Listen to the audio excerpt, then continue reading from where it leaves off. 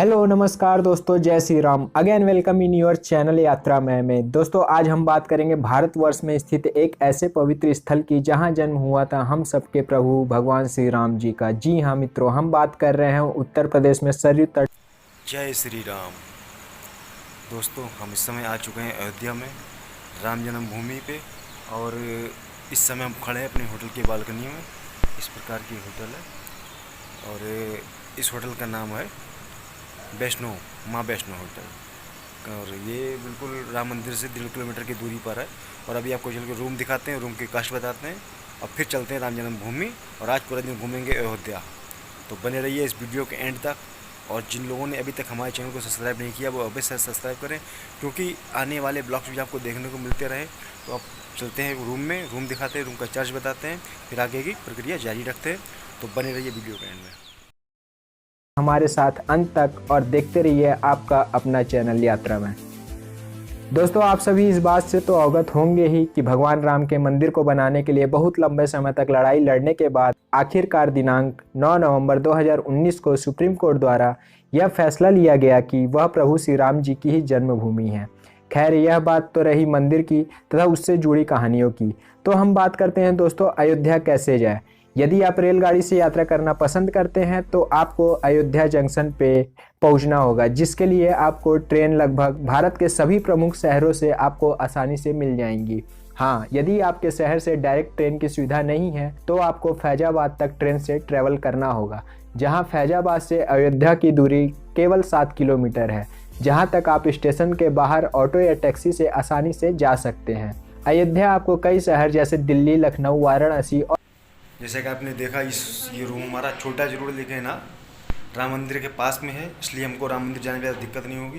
पैदल भी जा सकते हैं, हालांकि हमारे पास गाड़ी है, लेकिन फिर भी हम लोग पैदल जाना ज़्यादा पसंद करेंगे, क्योंकि मंदिर जाना है तो पैदल जाना चाहिए। अब इस कमरे की आपको कास्ट बताते हैं। इस कमरे की कास्ट है मात्र 800 रुपये, जो कि विदेशी है। और हमने 2 रूम लिए हैं, एक रूम में हमारे ड्राइवर सब रुके हुए हैं और एक ये रूम है, ठीक है। तो अब चलते हैं राम मंदिर के लिए।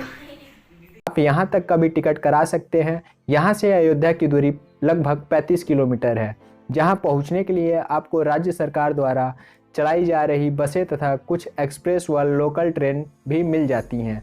और हाँ, यदि आप सड़क मार्ग से अयोध्या जाना चाहते हैं तो आपको लगभग महानगरों जैसे दिल्ली से अयोध्या के लिए वॉल्वो कोच डिलक्स बसें भी चलती हैं। साथ ही राज्य के अंदर भी राज्य सरकार के द्वारा लखनऊ, इलाहाबाद, वाराणसी, गोरखपुर व अन्य कई शहरों से आपको उत्तर प्रदेश सरकार परिवहन के अंतर्गत बसें चलाई जाती हैं। साथ ही दोस्तों यदि आप हवाई मार्ग से पहुंचना चाहते हैं, हम लोगों ने पहले हनुमानगढ़ी जाना डिसाइड किया है और हम लोग पहुँचे हैं हनुमानगढ़ी। और हनुमानगढ़ी के लिए हमें आगे चल रहे हैं, हमारे संग ये पंडित जी हैं, साइकिल से चलना है, ये रास्ता बताएंगे और जो है हमको सारे मंदिर आज घुमाएंगे। तो हम लोग अपनी गाड़ी से हैं, हमारे कमरे से गाड़ी चला रहे हैं।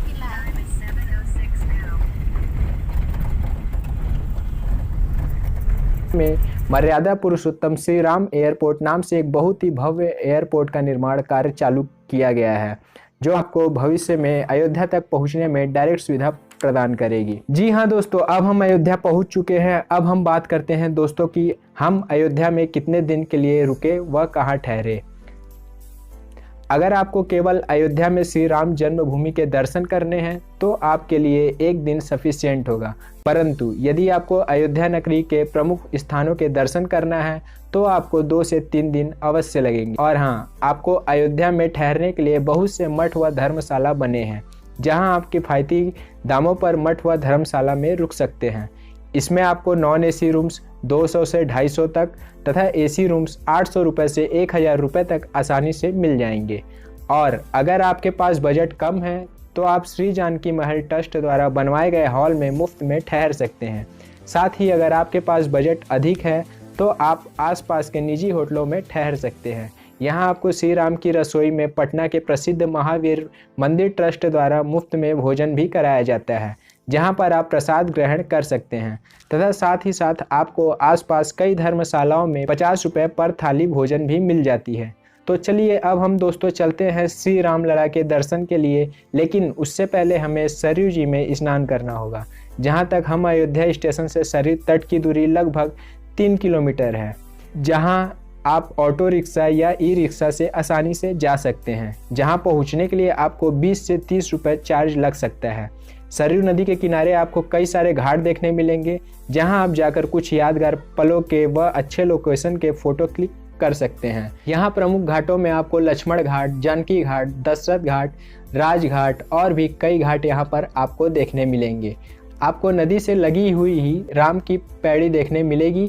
जी हाँ, यह वही स्थान है जहाँ पिछले कुछ सालों से उत्तर प्रदेश सरकार द्वारा दीपावली के उत्सव में सबसे ज़्यादा दिए जलाने का रिकॉर्ड बनाया जा रहा है। आप यहाँ पर भी स्नान कर सकते हैं। इसमें पानी सरयू नदी द्वारा ही पंप से डाला जाता है। और हाँ, यहाँ भी बहुत से घाट आपको देखने मिलेंगे। तो चलिए दोस्तों, अब हम स्नान करने के बाद चलते हैं आगे, जहां आपको बहुत सारे मंदिर देखने को मिलेंगे, जिसमें हर मंदिर की अपनी अलग ही खासियत व उनसे जुड़ी पौराणिक कथाएं आपको सुनने मिलेंगे। हम राम की पैड़ी से आगे बढ़ते हैं। आपको वहीं पर नागेश्वर नाथ मंदिर देखने मिलेगा, जिसमें शिव भगवान को स्थापित किया गया है। और इस मंदिर से जुड़ी पौराणिक कथाओं अनुसार यह माना जाता है कि इस मंदिर को राम जी के बेटे कुश जी ने बनवाया था। यहाँ शिवरात्रि, सोमवार तथा सावन के महीनों में श्रद्धालुओं की प्रचलित भीड़ आपको देखने मिलेंगी। नागेश्वर मंदिर के दर्शन करने के बाद जब हम आगे बढ़ते हैं तो यहाँ से केवल राजद्वार, यहाँ के बड़े राजा तरुआ राजा बनवाए थे। साल में केवल एक बार खुलता है रामनवमी के दिन, जो ऊपर लगा है 1.25 मन सोने का कलसा और चक्र लगा है। जी हाँ, जी हाँ, चक्र और कलसा पूरा सोने का है, 1.25 मन। आइए बाबू, सुना आपने, सोने का है 1.25 मन। प्रेम से बोलिए सियावर रामचंद्र की जय, पवन सुत हनुमान की जय। हनुमानगढ़ी से ही लगा हुआ आपको दशरथ भवन देखने मिलेगा। यह वही जगह है जहां भगवान राम जी के पिता दशरथ जी का यहाँ निवास हुआ करता था। यह भव्य महल के रूप में आपको देखने मिलेगा, जिसकी डेकोरेशन काफ़ी अच्छे तरीके से की जाती है। यह वही भवन स्थान है जहां राम जी का बचपन अपने तीनों छोटे भाइयों के साथ बीता है। यहाँ पर राम जी व उनके भाइयों की प्रतिमा आपको देखने को मिलेंगी। फिर दोस्तों हम आगे बढ़ते हैं तो दशरथ महल से केवल 200 मीटर की दूरी पर ही कनक भवन दिखेगा। यहाँ पर भगवान राम व सीता जी की सोने की मुकुट वाली प्रतिमा स्थापित है। यह राम मंदिर को राम जन्मभूमि में कैमरा वीडियो बिल्कुल अलाउ नहीं था, इस प्रकार से हम लोग वीडियो नहीं बना पाए। हालांकि अभी से हम लोग आ रहे हैं राम जन्मभूमि दर्शन करके, काफ़ी अच्छा है, मतलब शुरुआत हो चुकी है और राम जी के दर्शन अच्छे से हो रहे हैं। तो आप जब भी यहाँ पे आए आराम से आपको दर्शन मिलेंगे, किसी प्रकार की कोई दिक्कत, कोई परेशानी यहाँ पे नहीं होगी आपको। तो हालांकि लॉकडाउन लगा हुआ है, लेकिन फिर भी काफ़ी भक्तगण यहाँ पर मौजूद हैं, क्योंकि राम जन्मभूमि है मेरे भाई। राम जी का भव्य मंदिर निर्माण कार्य प्रगति पर है। दोस्तों यहाँ पर आपको अंदर मोबाइल फ़ोन व कैमरा ले जाने की अनुमति नहीं है, इसलिए आप मंदिर आप देख रहे हैं सीता जी का कनक महल।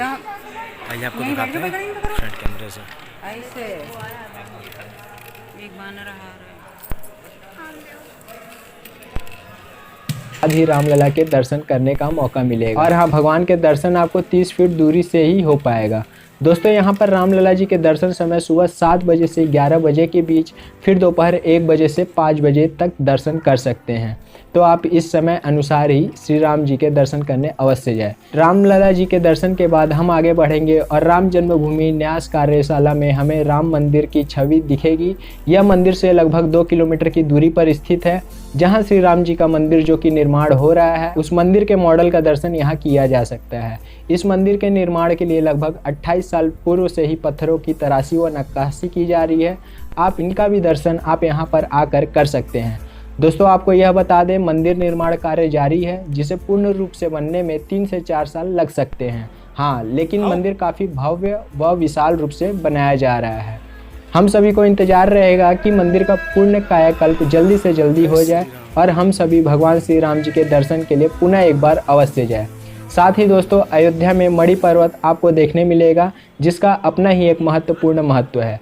पौराणिक कथाओं अनुसार इस पर्वत से मान्यता यह है कि जब युद्ध में लक्ष्मण जी मूर्छित हुए थे, तो राम जी के आदेश पर जब हनुमान जी संजीवनी पर्वत लेकर अयोध्या से ऊपर उड़ान भर रहे थे, तो उस समय भरत जी को लगा कि कोई अयोध्या से ऊपर हमला करने आ रहा है। इस पर भरत जी ने तीर चला दिया, जिससे हनुमान जी पर्वत सहित नीचे घायल होकर गिर गए। माना जाता है कि उसी विशाल संजीवनी पर्वत का एक भाग अयोध्या में ही गिर गया, जिसे मणि पर्वत के नाम से जाना जाता है। बड़ी पर्वत से आप पूरे शहर का मनोरम दृश्य देख पाएंगे व अच्छी फोटो क्लिक कर सकते हैं। साथ ही साथ इसके अलावा यहाँ सम्राट अशोक द्वारा निर्मित स्तूप व बौद्ध मठों को देख व विचरण आप कर सकते हैं। आप सीता की रसोई का भी दर्शन कर सकते हैं। मान्यता है कि सीता जी की रसोई यहीं पर थी। मंदिर के एक कोने में पुराने रसोई घर का एक मॉडल देखने को मिलेगा, जहां प्राचीन बर्तनों को यहां पे रखा गया है। और हाँ, मंदिर परिसर के दूसरे किनारे में चारों भाई राम, लक्ष्मण, भरत व शत्रुघ्न व उनकी पत्नियों की मूर्तियाँ हैं, जिनके आप दर्शन कर सकते हैं। दोस्तों, यह बात रही हम मंदिर तक कैसे पहुँचे, कहाँ जाए व घूमने लायक जगहों के बारे में, वह कितने दिन तक रुके। तो अब दोस्तों हम बात करते हैं कि यहाँ पे पहुँचने के लिए आपको लगने वाले कुल खर्चों के बारे में। तो दोस्तों, यदि आप केवल श्री राम लला जी के दर्शन के लिए आना चाह रहे हैं तो आपके लिए एक दिन काफ़ी है। और हम अगर अयोध्या शहर को विजिट करना चाहते हैं तथा इसे और नज़दीक से समझना चाहते हैं तो आपके लिए 2 से 3 दिन काफ़ी है। और रही बात खर्चे की, तो आपके टिकट व होटल्स के खर्चे को निकाल कर आप 1500 से 2500 रुपये में आसानी से अयोध्या घूम सकते हैं तथा श्री राम लला जी के दर्शन आसानी से कर सकते हैं। लेकिन यह निर्भर आप पर करेगा कि आप किस हिसाब से खर्चा कर रहे हैं। तो कैसा रहा दोस्तों अयोध्या यात्रा? उम्मीद है आप भी जल्द अयोध्या जाने की तैयारी करने की प्लान बनाएंगे व अयोध्या अवश्य आएंगे।